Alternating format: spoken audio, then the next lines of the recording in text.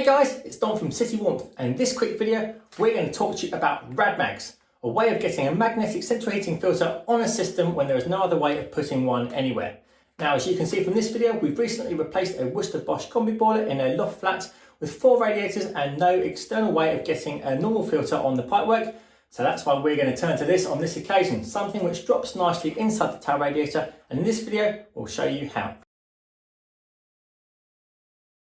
Now, we all know that we want magnetic filters on the central heating system here in the UK, whether a combi boiler or a conventional system, for 2 reasons. One is to comply with building control purposes if you've had a new boiler installed. The other is to help your boiler last longer, saving you guys money in the long run.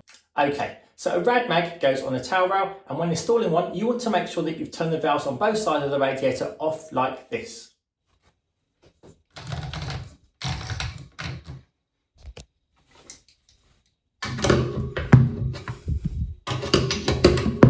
Next thing you want to do is get your bleed key, a towel, and bleed any excess pressure out the bleed point on the top of the radiator.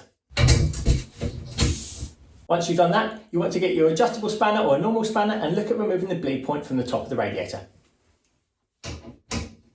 Now, the Radmag itself is quite small, but it is extendable for longer radiators, and you want to be making sure that the bottom of the orange here is placed around 2/3 of the way down the radiator. Put the mag next to the radiator and make sure you've got the length correct.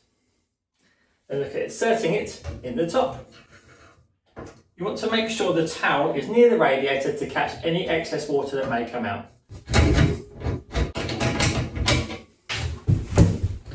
Once you've installed the Radmag fully and made it tight on the top of the valve, make sure you remember to close the bleed point on top. Sometimes they can come open in the pack. Then open both radiator valves on the bottom of the radiator and bleed the radiator on top should you need to. Now, if you've installed this yourself, Radmag recommend that you take it out and maintain it, clean it, service it every 6 to 12 months, which can be done the same way that you've done to install it, or failing that, ask your heating engineer to service it when they service your boiler every 12 months.